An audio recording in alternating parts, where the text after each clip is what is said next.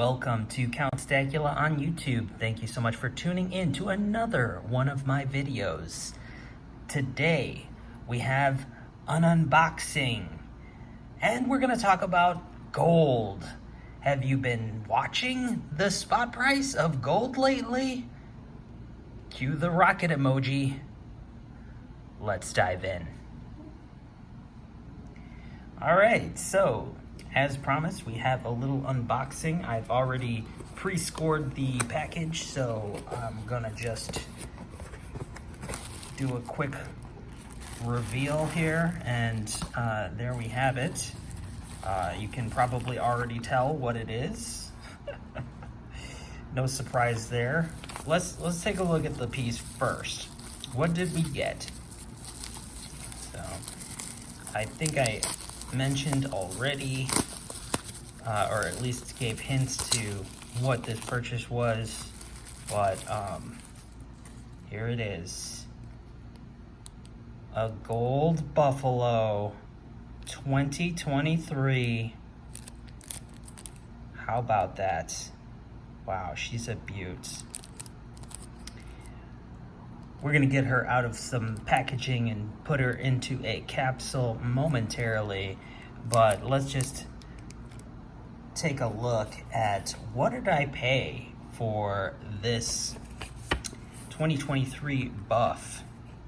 As you can see here, the normal price is $19.39 when the spot price was at $18.15. I had a discount because I didn't pay with my credit card. I paid with an e-check and saved 38 bucks and some change. Just hitting that $1,900 mark, which is pretty great because you know what? By the time I received this coin today on St. Patrick's Day, luck of the Irish must be, I guess. It's already worth way more than that. Yes, today's spot price, I was looking at it earlier, it was at $1,990 at one point, intraday. I don't know where it closed, but insane jump that gold made this week. And while we probably all know why, you know, with these banks collapsing and Credit Suisse and Silicon Valley Bank and all this stuff that's going on, what are hedge funds doing? Yeah, they're buying gold. You know, they're sending that price way higher, and this is probably just the beginning. So, you know, if you're watching the technicals, they can sometimes give you a little indication of what's going on, and maybe you can capitalize on that. That's pretty much what I did. I wish I had more time or more money to buy in when I did. I mean, I'm at least glad I got one whole ounce and not some fractional when I had that opportunity, because, you know, 1,800 seems like a long way away. It's yeah, it's moved like nearly 200 points since I bought this coin on the 8th of March. Okay, the 8th of March, and it's currently the 17th. So yeah, a little over a week later, and it's worth basically $200 more than what I paid for, which is insane. Yeah, definitely mixed feelings. Bittersweet, I would say, because I was looking forward to stacking a lot more of this stuff.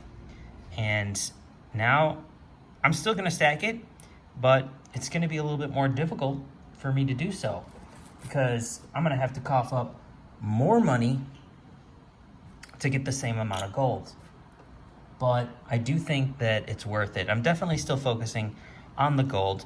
I will probably pick up some silver just because, yeah, gold over 2,000, it's a tough pill to swallow, I'll be honest. But, you know, I happen to have some 32 millimeter capsule ready to go. I believe that's correct size for this thing.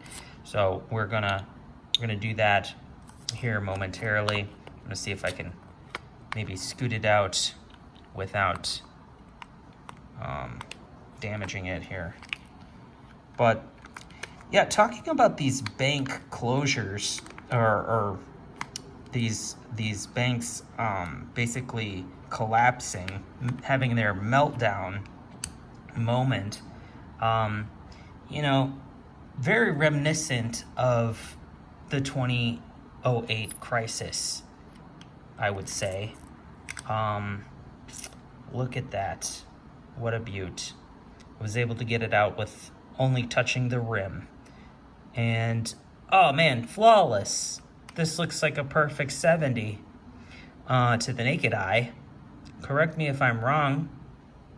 And there's no dust in the capsule, so I probably don't even need my little pump.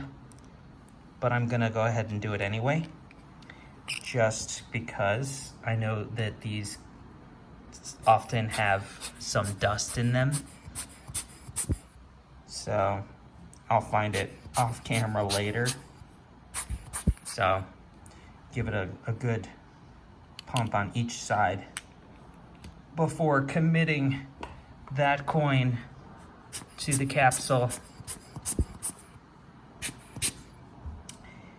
And that will ensure that there won't be any little particulate in there later. So I do like direct fit capsules, although I don't know why they have such a large gap between the coin and the edge, but they don't have those on silver. I mean, I guess it's just to make it the same size, so it fits in the same tube. I don't know why they would do that. But yeah, looking up close, she's a beaut. Flawless. I love the thickness of this coin. And this is not my first buffalo.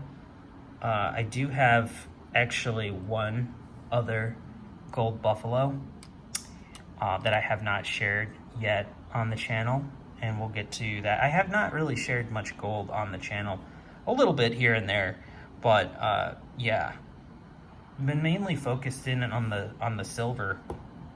But truth be told, I started stacking gold when I began, primarily with gold, and then kind of moved into silver shortly after that. But at this point in my stacking journey, I have more silver than gold in terms of percentage of melt value, and I'm looking to even things out, get it 50-50.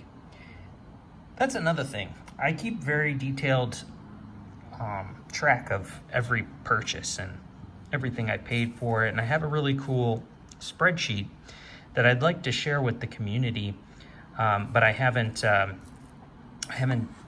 actually done that yet. So let me know if you'd be interested in me sharing a video of my spreadsheet and the way I track all my purchases, all my precious metal purchases.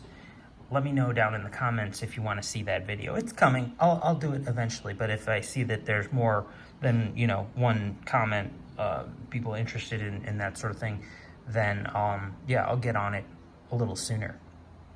So gold made a massive pump, and yeah, it's probably these banks melting down. People's confidence in the dollar is weakening, or in banks, the legacy financial system, it's weakening, which is also why, Bitcoin has taken actually a turn into the green slightly. Does this mean that it's going to be another bull run for crypto? I don't think so, not yet at least, but you never know. I don't think I've shared my opinions on crypto on this channel yet. And we'll definitely talk a little bit more about that. I know there's a lot of people who have probably negative association to crypto. You know, maybe you've tried it, maybe you've lost money. Me included. Yeah, I've probably lost more than I've gained in crypto. However, I understand a lot of the blockchain technology behind it, and I actually think that it's really interesting about how easily you can transfer wealth from one account to another, you know, like excluding the banks, which is, I love that, you know, the whole decentralized aspect of it. You know, I gotta admit, you know, I know there's a lot of haters out there on crypto, and I can totally agree with that, because there's also a ton of scams involved. And yeah, it's tragic because, you know, so many people fall for it.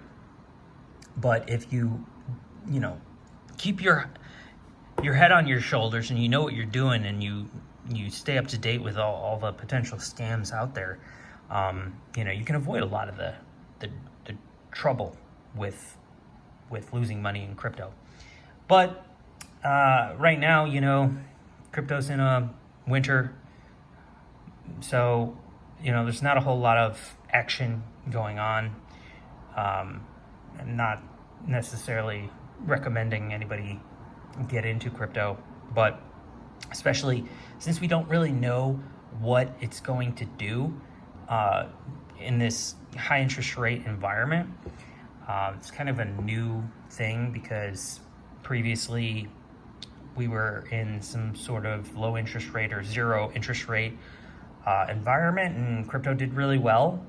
And now we're not, and so we don't really know how it's going to behave. And my sources tell me that, you know, it's probably going to extend the crypto winter. So I wouldn't anticipate big moves in Bitcoin over the short term. Except, you know, there might be some, you know, swing trades or some intermediate trades to be had, where it, you know, goes from where it's now like 25,000 to maybe 28,000. But will we see all-time highs in Bitcoin? I don't think so. No. I do think that we will see all-time highs in gold, though. That is one of the reasons why I picked this bad boy up, is because with this type of financial meltdown that's going on, gold is the perfect safe haven asset for most hedge funds to run to. And time and time again, they do. It definitely has a chance to exceed its all-time highs, because let's be honest, its all-time highs are not that great. Being close to 2,000 an ounce, yeah, I mean, we're already there. We are just below the all-time high. And with this recent pump, I think it absolutely could surpass the all-time high and potentially head up to 2,500. You know, we could see that within this short-term pump that's going on. It could make it all the way up to 2,500. That's certainly in the cards. I think I wouldn't discount it. I would rather take a look at the charts and make a measured move on some of the technicals to get a better perspective, rather than just, you know, arbitrarily throw out 2,500. But I think that given enough time, yes, it's going to get there. Gold is probably going to make its way to 3,000 within the next 2 to 3 years. That's just my perspective.